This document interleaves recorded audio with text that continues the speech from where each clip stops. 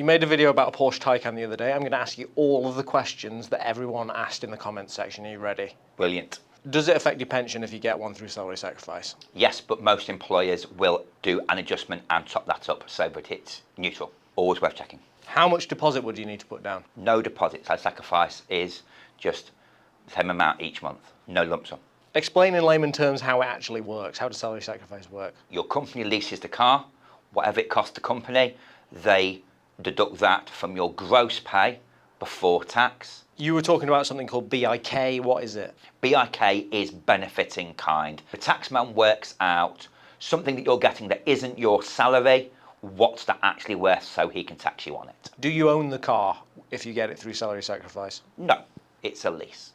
Most people in Britain do not own their cars. Nobody wants a Taycan tin can. I would dispute that from the fact that I probably speak to 4 people a day that ask me for a Porsche Taycan. You can't give a Taycan away. I'm pretty sure I could. Why are they so cheap on Auto Trader then? Because they're £100,000 cars that are coming back from the end of leases or PCPs, and I don't think £50,000 is a small amount of money. A lot of people that want to buy a Porsche want one new. If they want to buy a used car, they're doing it because they're that kind of person that says, I'm not paying for a new car, they just depreciate. I'm buying a used one. Financing anything that depreciates is a total mugs game, is it? Absolutely not. You own something that appreciates and you lease something that depreciates.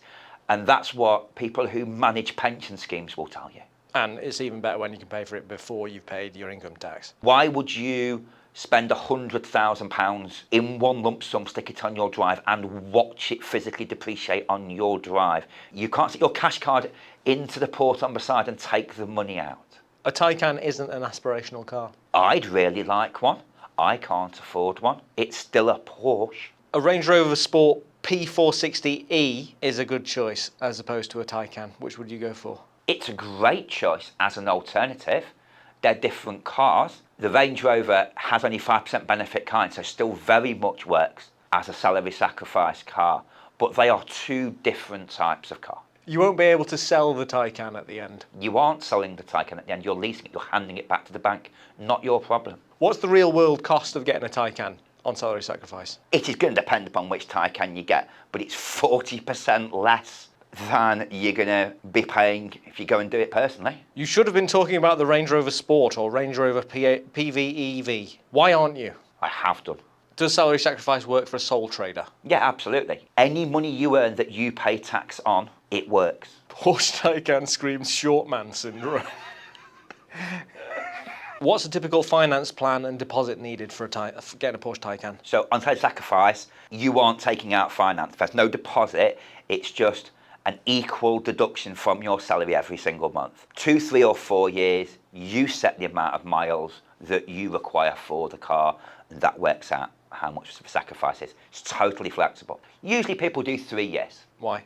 MOT was after 3 years, warranty was 3 years long. It's just a very British cycle when it comes to cars. Does salary sacrifice apply to all models of Taycan? All Taycans are electric, therefore every model of Taycan you could do on salary sacrifice. Does it apply to all models of Porsche? No, so there is Porsche Taycan, which is all electric. Porsche Macan was released as an electric this week. There are a couple of plug-in hybrids that it would still work on, but a Porsche 911, no, that's not going to work. Any other vehicles you'd recommend on salary sacrifice? Cars that people need and want vary greatly. If you're looking for a competitor to something in terms of you want a sports car, Lotus Elitra, Audi e-tron GT, BMW i4 M50. The Taycan's the most depreciating car on the market today. What do you say to that? And salary sacrifice, not your problem. The car's depreciation is not your issue. It is the bank's issue. Nobody will go electric for the environmental benefit. Money talks. A carrot and stick. This is a carrot. This is how to get people driving electric by saying, we're going to make it financially beneficial for you to do it. I'm all for that encouragement. Salt says, don't think you can put a car through your business unless all employees have access to use it. Is that right? Absolutely not. That's absolutely nonsense. Take the tax incentives away and see what happens. But they haven't taken the tax incentives away, so it's a purely hypothetical, mythical situation. Or you buy a Raptor pickup truck, 100% deductible on your business. Love mine. Not entirely sure how practical parking a Raptor is in Sainsbury's car park. It's just clever accounting, but it's immoral and wrong. It is clever accounting. I don't see what's immoral about trying to reduce the CO2 output of cars that are on the road. If someone was putting solar panels on the roof of their house to help reduce the energy they were using, you wouldn't accuse them of being immoral. Out of date info. Is this out of date? Not out of date. Remotely, I ran these numbers the morning that we filmed the video. These accents are horrible, and then a load of emojis of someone being sick. I'm afraid that's how I speak. Who's this? I'd like to think I'm an expert in child sacrifice.